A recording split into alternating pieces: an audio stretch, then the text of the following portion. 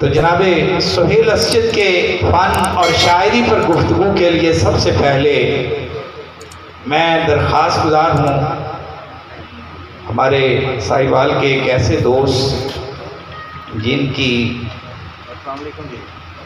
تگ و دو سے محنت سے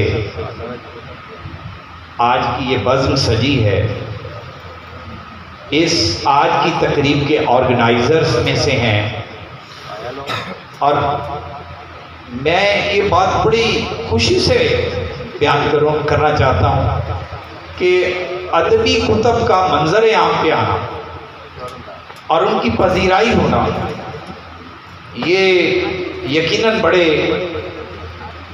ہمت اور حوصلے والی اور کاوش والی بات ہے، اور انہوں نے اپنی پریس کے ذریعے بے شمار کتب جو ہیں ہمارے ادیبوں اور شاعروں کی شائع کی، اور خود ادبی ذوق جو ہے نہ صرف آرٹ کا ہے، یعنی آرٹ ڈیزائننگ، کمپوزنگ، پھر نثر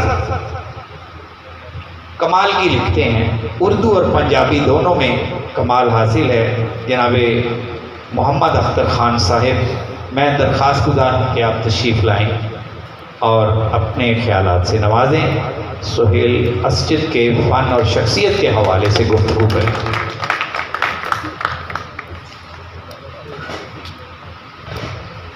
بسم اللہ الرحمن الرحیم۔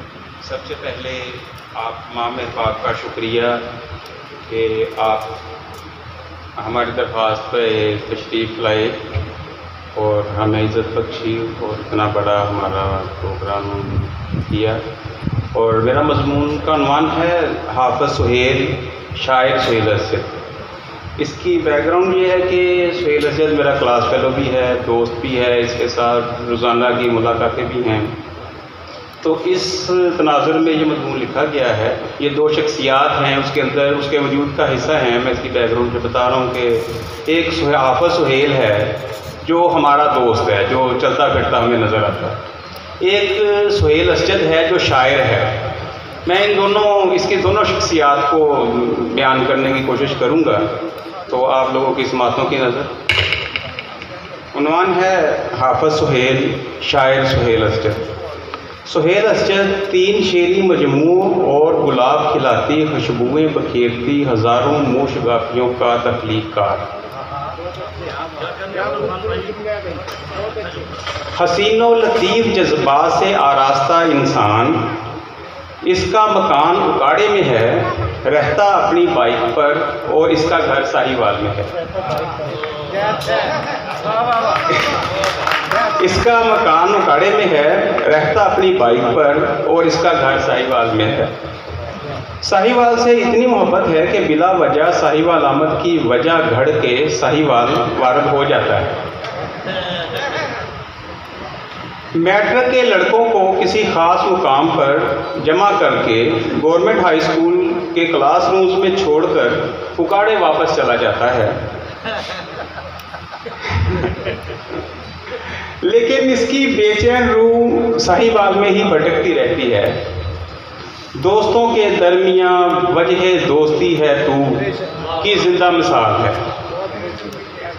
تمام دوستوں کو اتنی وارفتگی اور محبت سے ملتا ہے کہ 40 سالہ شخص کو اس کے آفس کی میز سے اٹھا کر کلاس کے بینچ پر بٹھا دیتا ہے۔ اپنی باتوں سے ایسے گدگداتا ہے کہ غم دنیا، غم روزگار، حتیٰ کہ غم جان اور غم جانا تک فراموش کرا دیتا ہے۔ بہت اچھے، بہت خوبصورت، بہت اچھا۔ دوستوں کی سالگرہ یاد رکھنا اور اس پر ڈیسنٹ کا کیک کاٹنا، ڈیسنٹ ان کی بیکری کے حوالے سے، دوستوں کی سالگرہ یاد رکھنا اور اس پر ڈیسنٹ کا کیک کاٹنا اور سرپرائز ہیپی برتھ ڈے کا اہتمام کر دینا اس کا مرغوب مشغلہ ہے۔ سیلفی کا اتنا شوقین ہے کہ 3310 موبائل سے بھی سیلفی لینے کا موقع ضائع نہیں کرتا۔ ایک حافظ سہیل ہے جو ابھی 16-17 سال کا ہے، اور ایک شاعر سہیل اسجد ہے جس کی بزرگی کا اندازہ کرنے کی وہ کسی کو مہلت ہی نہیں دیتا۔ ایک حافظ سہیل ہے جو ابھی 16-17 سال کا ہے، اور ایک شاعر سہیل اسجد ہے جس کی بزرگی کا اندازہ کرنے کی وہ کسی کو مہلت ہی نہیں دیتا۔ انسان اتنا بڑا ہے کہ شاعر سہیل اسجد کا قد چھوٹا نظر آتا ہے۔ شاعر اتنا بڑا ہے، انسان اتنا بڑا ہے کہ شاعر سہیل اسجد کا قد چھوٹا نظر آتا ہے، اور شاعر اتنا محتاط ہے کہ اپنے شعر کو وزن اور تہذیب سے گرنے نہیں دیتے۔ شاعر اتنا محتاط ہے کہ اپنے شعر کو وزن اور تہذیب سے گرنے نہیں دیتا۔ شکریہ شکریہ۔ نازک مزاج ایسا ہے کہ بور آدمی خراب شعر اور نیک چلن عورت کو 1 منٹ بھی برداشت نہیں کر سکتا۔ اضافی خوبی ہے بھائی۔ نازک مزاج ایسا ہے کہ بور آدمی خراب شعر اور نیک چلن عورت کو 1 منٹ بھی برداشت نہیں کر سکتا۔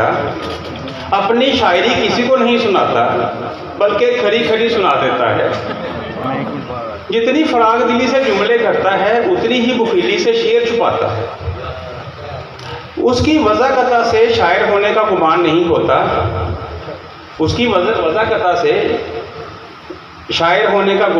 ہوتا، اور اس کی شاعری سے اس کی باڈی لینگویج کا اندازہ کرنا مشکل ہو جاتا ہے۔ اس کی ادبی حیثیت غزل جیسی مرصع و مسجع ہے، وہ خود ایک عذاب نظم کی طرح ہے۔ اس کو پابند نہیں کیا جا سکتا۔ اپنی آزادی کے لیے وہ محل کو ٹھوکر مار کر جھونپڑی میں بس گیا تھا۔ احساس سود و زیاں سے بلند انسان ہے، دوسرے کا فائدہ اور اپنا نقصان کرنے کے بعد بھی نہیں سوچتا۔ احساس سود و زیاں سے بلند انسان ہے، دوسرے کا فائدہ اور اپنا نقصان کرنے کے بعد بھی نہیں سوچتا۔ میٹرک کے 10 سال بعد جب پہلی بار ملا تو حافظ سہیل ہی تھا، ویسا ہی میٹرک میں جیسے چھوڑا تھا، ویسی ہی باتیں، ویسے ہی لطیفے۔ لیکن چند دن بعد اپنی کتاب خیال دید کا مسودہ لے کر پریس پہ آیا تو میں سہیل اسجد سے مل کر حیران ہو گیا کہ یہ کیا، سہیل اسجد تو بہت بڑا ہو گیا ہے۔ اس کی شاعری اس کے اندر کے کرب اور ان حالات کا پتہ دیتی ہے جن سے وہ گزر رہا تھا، لیکن شاعر اسجد سے ملنے کی وہ کسی کو اجازت نہیں دیتا، بلکہ باتوں میں مہلت ہی نہیں دیتا کہ کوئی اس سہیل اسجد سے مل سکے جو خون دل کشید کر کے شعر تخلیق کرتا ہے، اور خود کو شاعر سہیل اسجد سے چھپانے کے لیے کبھی میٹرک کے لڑکوں میں بیٹھ جاتا ہے، کبھی سوشل میڈیا پر اپنی کلنڈری موش گاپیوں سے دل بہلاتا ہے۔ آج کل مائک لے کر کشور کمار کے گانے اور رفیع کے گانے کشور کمار کی آواز میں گا کر اپنا دل بہلاتا ہے۔ سہیل اسجد سہیل اسجد خیال کو حرف اور شعر میں ڈھالنے کا ہنر تو جانتا ہے، لیکن وہ حرف کے کلبوت میں روح پھونک دینے کی قدرت بھی رکھتا ہے۔ حرف اپنی ساز شناخت بدل سکتا ہے لیکن روح اپنا اصل نہیں بدلتی۔ کلبوت بدل بھی جائے روح پھر بھی زندہ رہتی ہے۔ یہی زندگی سہیل اسجد کی شاعری میں رواں ہے۔ شاعری کی روح سے ہم کلام اس کا اندرونی غم، شعری ترنم اور ایک نئی شعری جہت کو جنم دیتا ہے۔ لہجہ ہی شاعر کے تخیل کی شان اور شعر کی جان ہوتا ہے۔ اپنے لہجے سے لفظ کو شعر کا اعتبار اور نظم کا حسن دیتا ہے۔ اس کا دبنگ لہجہ نہا خانہ دل کی آواز ہے، یہ لہجہ اس کی غزل کا امین ہے۔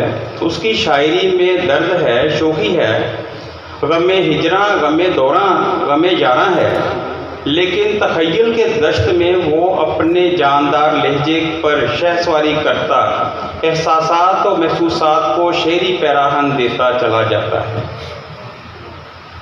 اسجد کا شمار ان لوگوں میں ہوتا ہے جو تلخیوں کو شعری لطافت میں سمو کر احساس کو ہمیشگی اور جاویدانی بخش دیتے ہیں۔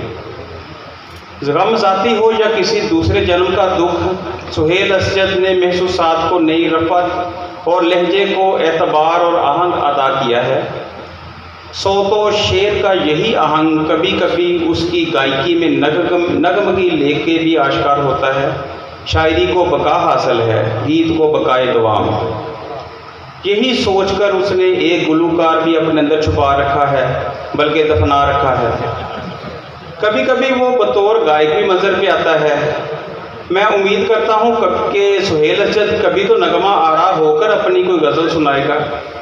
میں نے ابھی پروگرام سے پہلے ریکویسٹ کی تھی حافظ سہیل سے کہ تم لوگوں کے گانے گاتے ہو تو اپنی کوئی غزل کا کرو، شاید نہیں کیا، لیکن میں نے اظہار کیا۔